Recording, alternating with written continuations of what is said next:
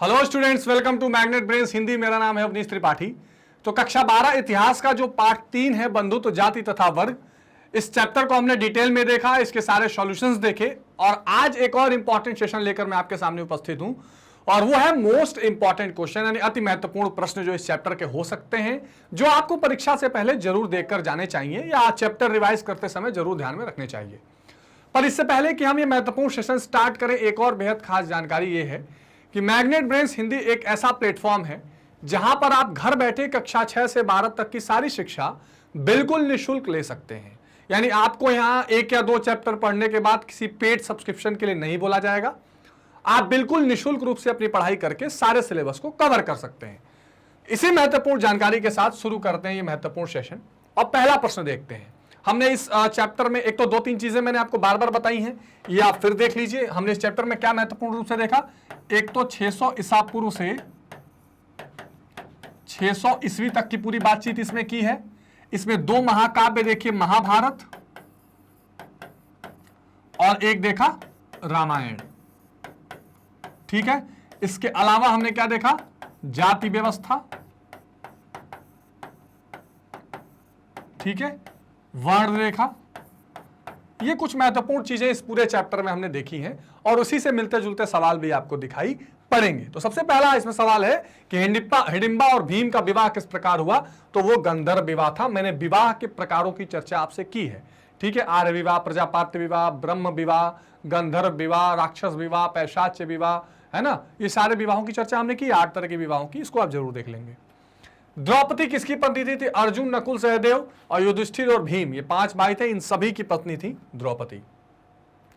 ठीक है, कर्मण्येवाधिकारस्ते मा फलेषु कदाचन, श्रीमद् भगवत गीता के किस अध्याय में वर्णित है? अब श्रीमद् भगवत गीता महाभारत का ही पार्ट है, हमने इसकी चर्चा की है। और कर्मण्येवाधिकारस्ते मा फलेषु कदाचन, यानी कर्म करिए, फल की इच्छा मत करिए। ठीक है ना। देखिए, श्रीमद् भगवत गीता को हमने बताया कि 3 भागों में विभाजित है। एक तो कर्म योग, इसमें कर्म की शिक्षा दी गई है। एक ज्ञान योग, यानी आप मोक्ष या ज्ञान से भी पा सकते हैं। और अंत में भक्ति योग, परित्यज्य सर्वधर्माणाम माम एकम शरणम ब्रज। कृष्ण कह रहे हैं कि सभी धर्मों को छोड़कर मेरी शरण में आ जाइए, भक्ति योग। तो ये जो श्लोक है, मा फलेषु कदाचन कर्मण्येवाधिकारस्ते, ये कर्म योग का पार्ट है और ये द्वितीय अध्याय में आया है। ठीक है, चलिए। श्रीमद् भगवत गीता के महत्व पर किसने विचार व्यक्त किए हैं? महात्मा गांधी, विवेकानंद, बाल गंगाधर तिलक।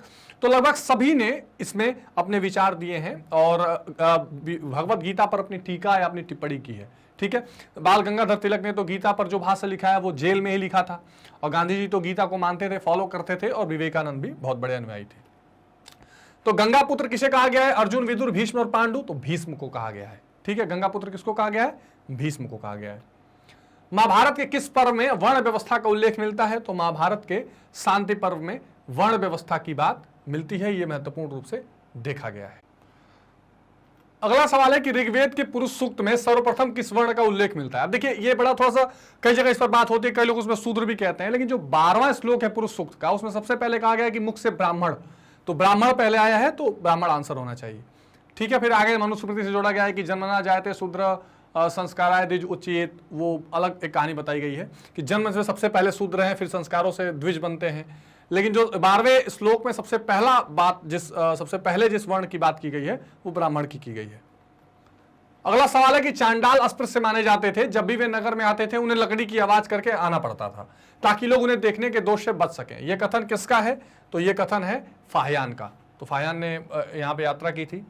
दुर्योधन की माँ का नाम? तो दुर्योधन की माँ का नाम क्या था? गांधारी था। और हमने पढ़ा भी था इस महाकाव्य में कि गांधारी ने बहुत प्रयास किया कि दुर्योधन को युद्ध से रोके, पर वो तैयार नहीं हुई और अंत में फिर क्या हुआ, दुर्योधन को युद्ध में हार का सामना करना पड़ा। ठीक है, चलिए। निम्न में से किस प्रसिद्ध संत ने गीता की भक्ति टीका मराठी में लिखी है? ये बहुत सवाल अच्छा इंपॉर्टेंट है। तो मानेश्वर ने इसको मराठी में, इसका गीता पर टीका या गीता को भाष्य में लिखा है।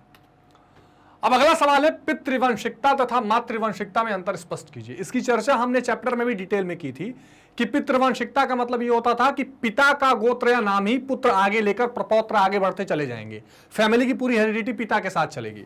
और अगर ऐसा होगा कि माता के गोत्र का या माता का नाम लेके आगे बढ़ेंगे तो उसको मातृवांशिकता कहा जाएगा। इसका एक अपवाद सातवाहन राजाओं में देखा गया, ज्यादा जैसे गौतमी पुत्र सतकर्णी ऐसा देखा गया, बाकी हर जगह तो पितृवंशिकता चलती थी। तो पितृवंशिकता से अभिप्राय ऐसी वंश परंपरा से है जो पिता के बाद क्या करे, पुत्र, फिर पौत्र, पपौत्र, यानी कि पिता, पुत्र, पौत्र और उसका बेटा सब उससे आगे चलता रहे।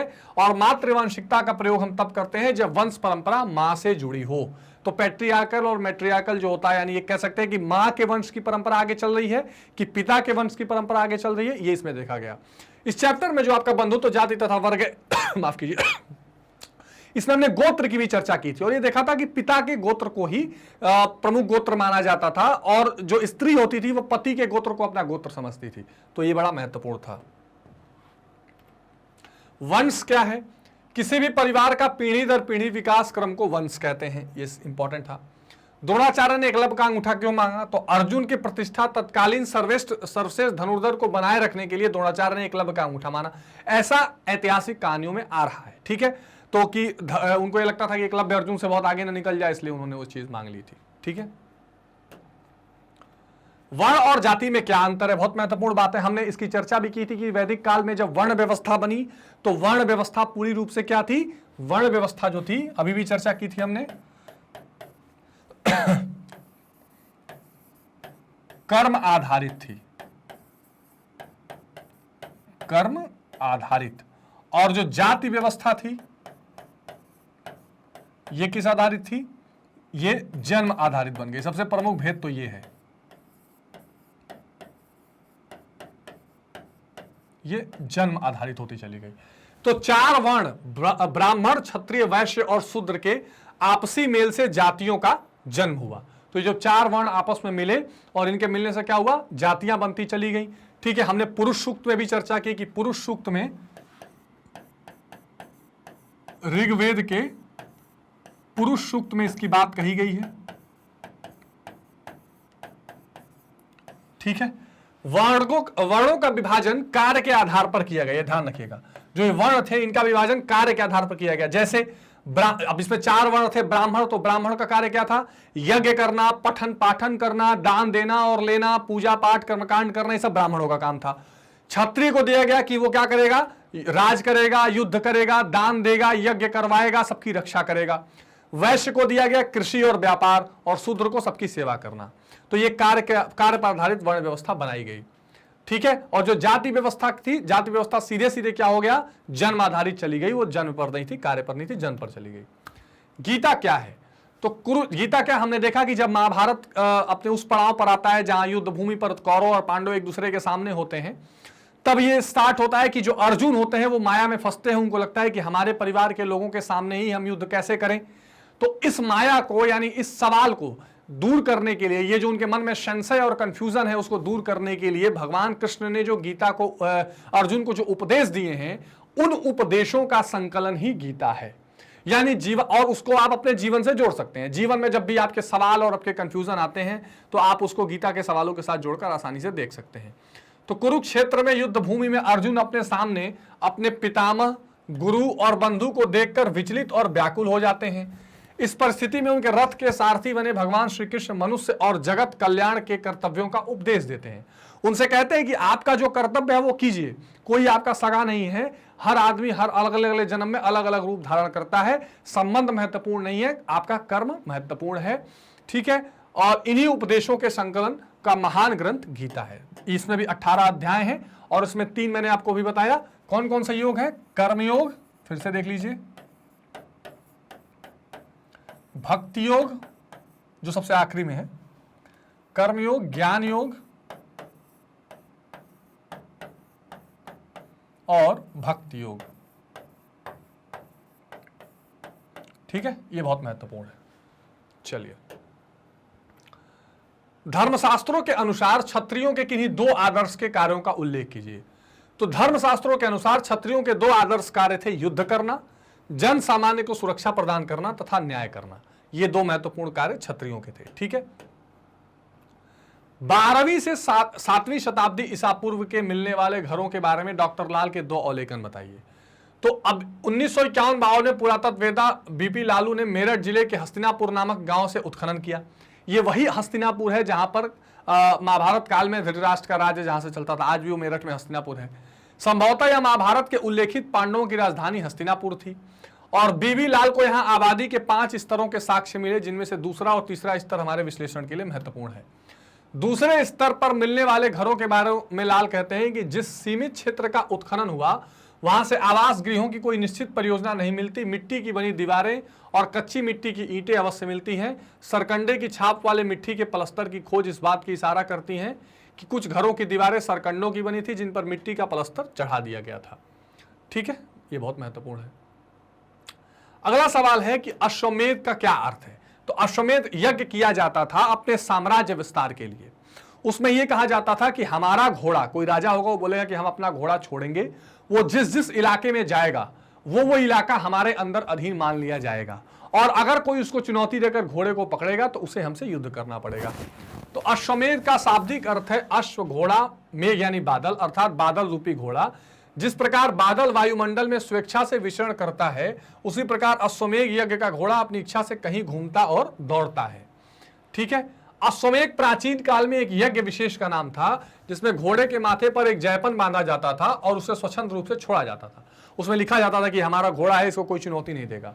शक्तिशाली और प्रतापी राजाओं द्वारा यह कार्य किया जाता था। घोड़े का अपने यहां दौड़कर वापस आने का अर्थ था राजा का निर्विरोध शासन स्थापित होना।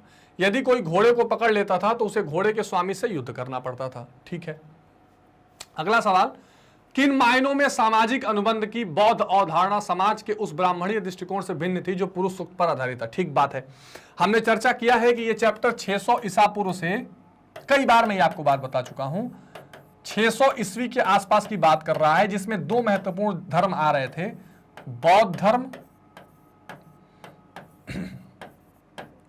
और जैन धर्म। ठीक है, ये 2 महत्वपूर्ण धर्म आ रहे थे। ये दोनों धर्म जो थे ये ब्राह्मण या आप सनातन धर्म के पैरेलल खड़े हो रहे थे।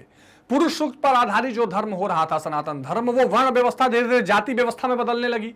वहां पर नीचे की जातियों के साथ शोषण और परेशानी होने लगी, तो वो जातियां धीरे से ऐसे धर्म के तरफ गई जो इस वर्ण व्यवस्था से बाहर थे, जो सबको समान देख रहे थे।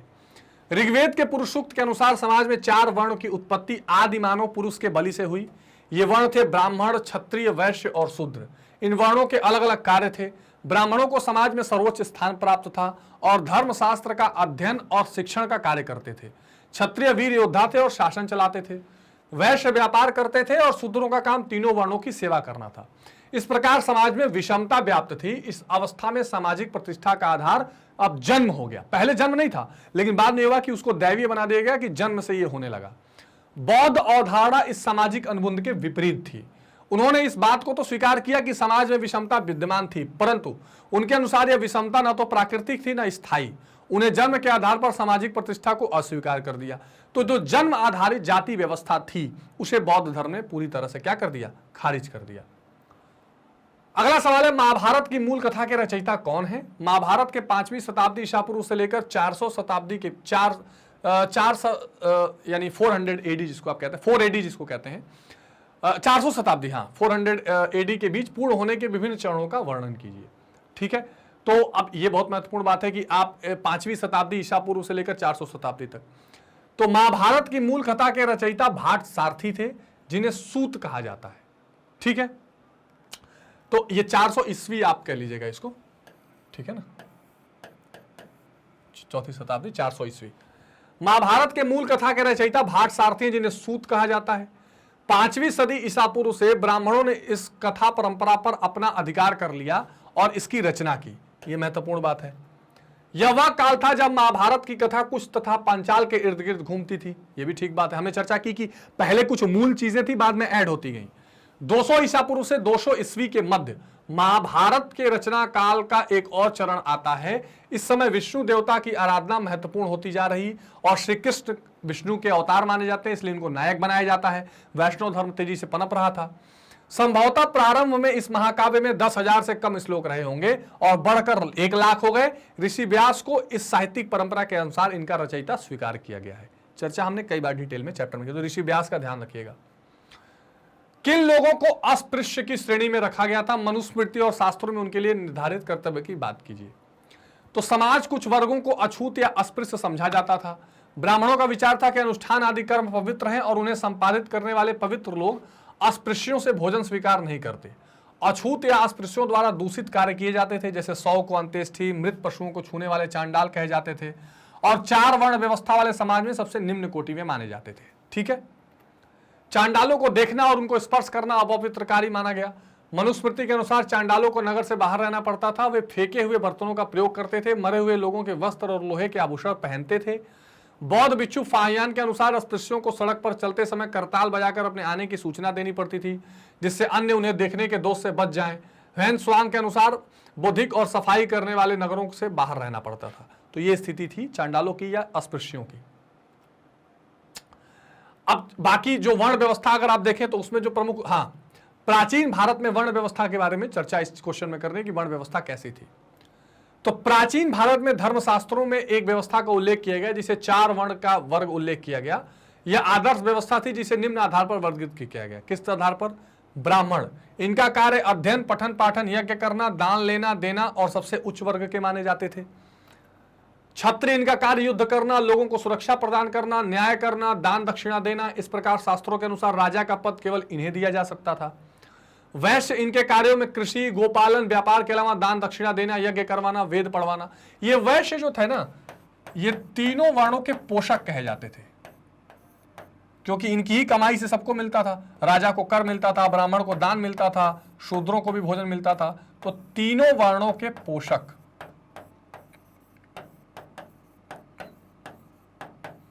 ठीक है ना, ये इंपॉर्टेंट है।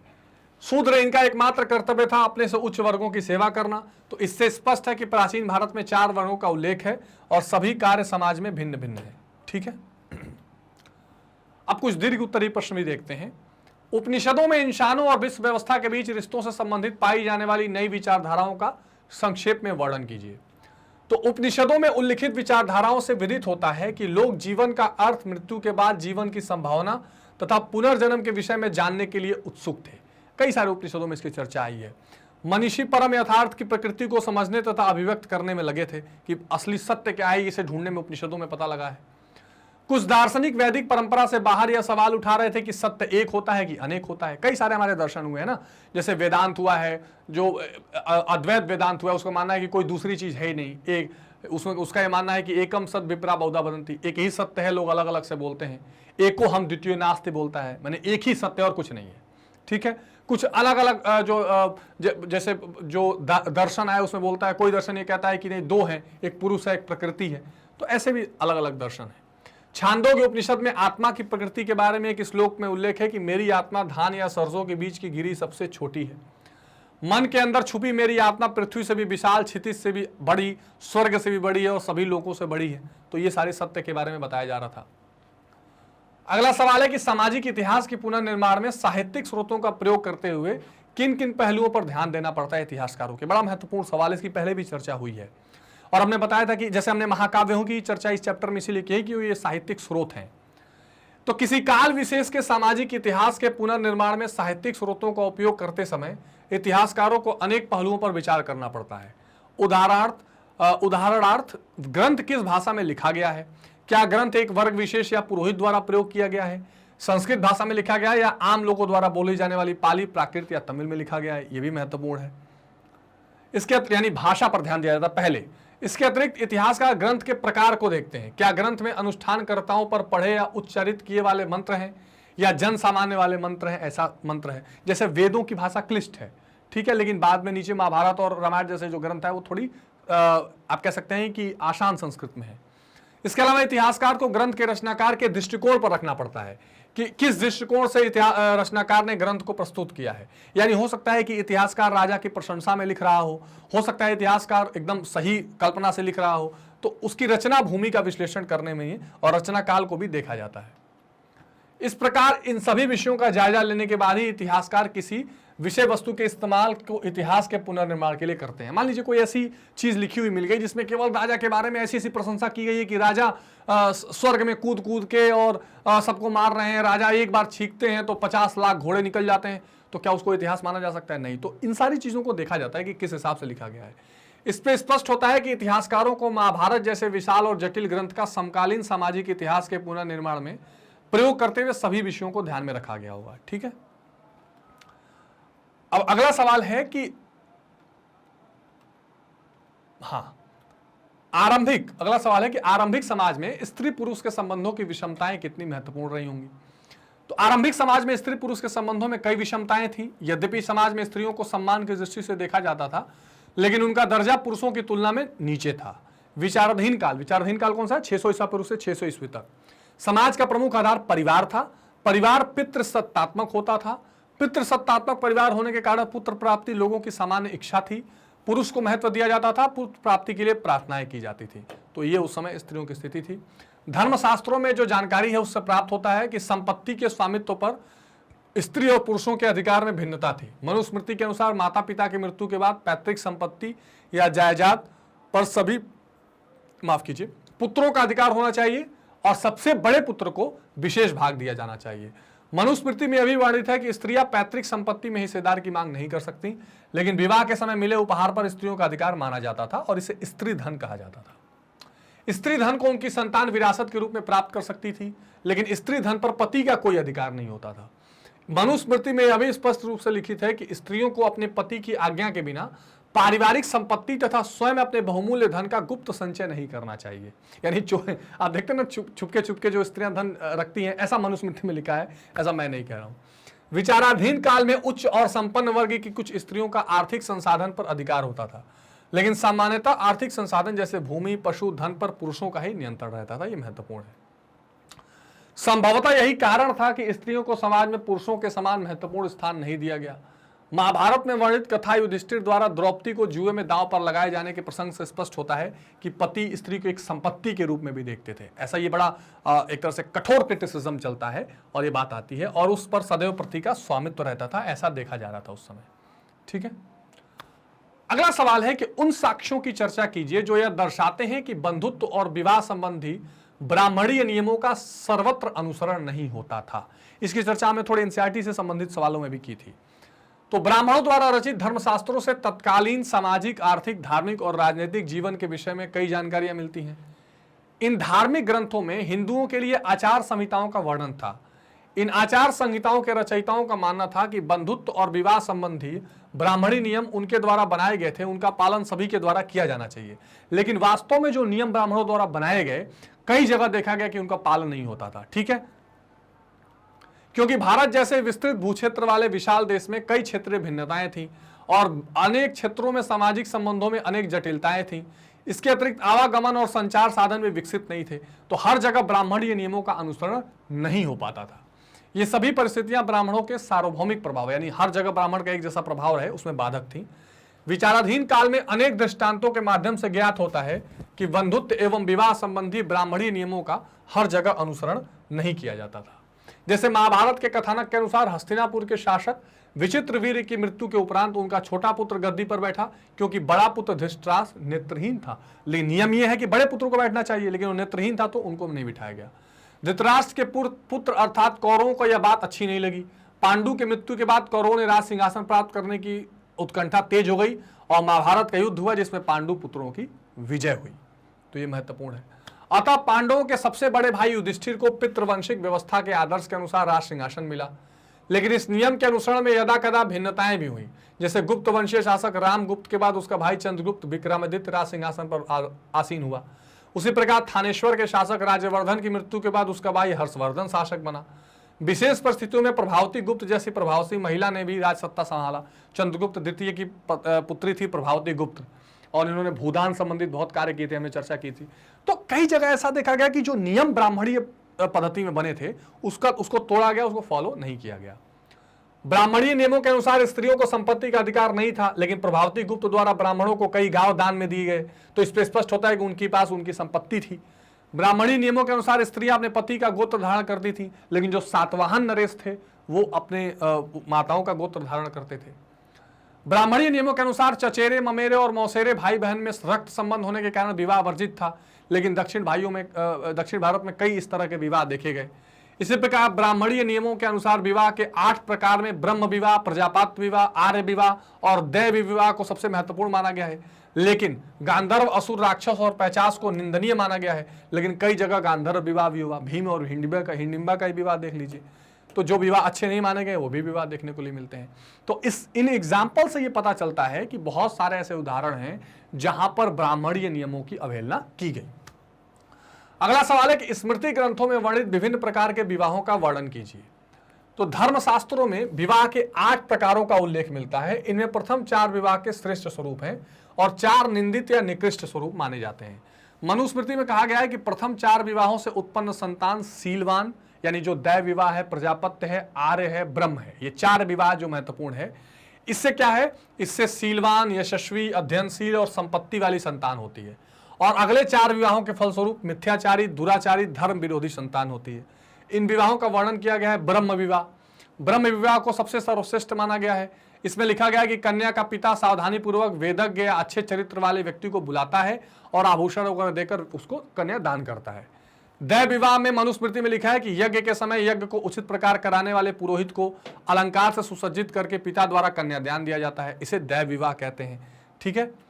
आर्य विवाह जिसको हम कहते हैं कन्या का पिता वर को एक तरह से कह सकते हैं ये आर्य विवाह है। ठीक है। बदले एक जोड़ा बैल और गाय देता था और विवाह पुरोहित या ऋषि परिवार में प्रचलित था। प्रजापत्य विवाह, इस विवाह में पिता एक कहकर कि तुम दोनों मिलकर आजीवन धर्म का आचरण करो अपनी पुत्री को वर को देता है। एक तरह से आज का अरेंज मैरिज जो है वो प्रजापत्य विवाह था। असुर विवाह यानी जब विवाह के इच्छुक व्यक्ति कन्या के माता पिता को धन देकर विवाह करता था तो ये असुर विवाह कहलाता था, यानी एक तरह से पैसे देकर खरीद लेना। गांधर्व विवाह ये आप कह सकते हैं आज का प्रेम विवाह, जिसमें अपने माता पिता के इच्छाओं को किनारे करके अपने पसंद के हिसाब से विवाह करना। तो ये विवाह जिसमें गांधर्व विवाह कहते थे, यानी प्रेम के फलस्वरूप जो विवाह होता था, माता पिता की इच्छा और परामर्श का महत्व नहीं होता था। अधिकांश शास्त्रकारों ने इस प्रकार के विवाह की आलोचना की है, परंतु कामसूत्र नामक ग्रंथ में इन विवाहों को उत्तम श्रेणी का विवाह माना गया है। राक्षस विवाह, इसमें कन्या को बलपूर्वक हरण करके कन्या का बलपूर्वक पिता और परिवार वालों से छीन कर विवाह किया जाता था। तो इस तरह के महत्वपूर्ण सारे विवाह थे। ठीक है। एक पैशाच विवाह भी इसमें आप जरूर जोड़ लेंगे। ठीक है। और उस पैशाच विवाह में ये होता था कि धोखे से संबंध बनाकर विवाह करना, पैशाच विवाह। ठीक है। तो ये वो महत्वपूर्ण सारे विवाह थे जिनकी हमने चर्चा की। इस चैप्टर के सारे महत्वपूर्ण सवाल देखे। आई होप कि ये चीजें आपको बिल्कुल क्लियर हो गई होंगी। ये काफी महत्वपूर्ण और इंपॉर्टेंट सवाल है। इससे पहले कि हम सेशन खत्म करें, एक महत्वपूर्ण जानकारी और ध्यान रखिए कि मैग्नेट ब्रेन्स की अपनी वेबसाइट भी है, magnetbrains.com। इस वेबसाइट पर आकर आप एग्जाम्पल के अगर आप हिंदी मीडियम 7 to 12 सेलेक्ट करते हैं और क्लास 12 सेलेक्ट करते हैं, सारी क्लासेस यहाँ पर हैं, तो आप इतिहास, गणित, राजनीति विज्ञान, अर्थशास्त्र, भूगोल जैसी महत्वपूर्ण विषयों की पढ़ाई कर सकते हैं। यहाँ पर आपको पूरे सिलेबस का एक ओवरव्यू समझाया जाता है, फिर छोटे छोटे concept videos, complete chapter revision, MCQs, इसके साथ साथ प्रीवियस ईयर के क्वेश्चंस, ये सारी चीजें आपको डिटेल में समझाई जाती हैं और पढ़ाई जाती हैं। ठीक है। तो इस बात का आपको विशेष ध्यान रखना है। जैसे आप वॉच नाउ करते हैं पूरा चैप्टर खुल के आ जाता है और इजीली आप यहां से चैप्टर की पढ़ाई करके नेक्स्ट वीडियो, प्रीवियस वीडियो पे जा सकते हैं। तो चाहे आप हमारी वेबसाइट से पढ़ें, यूट्यूब से पढ़ें या कहीं से पढ़ाई करें, आपकी सारी की सारी शिक्षा यहाँ बिल्कुल निःशुल्क है और यहाँ पढ़ने के लिए आपको किसी पेड सब्सक्रिप्शन की जरूरत नहीं पड़ेगी। ठीक है। तो आई होप कि सारी चीजें आपको क्लियर हो गई होंगी। जल्दी से इसे लाइक, शेयर और सब्सक्राइब कर दीजिए ताकि ज्यादा से ज्यादा वीडियोस आप तक आती रहें और आपकी पढ़ाई और आसान होती रहे। तो मिलते हैं स्टूडेंट्स अगली वीडियो में, तब तक अपना बहुत ध्यान रखिए। Take care, bye bye.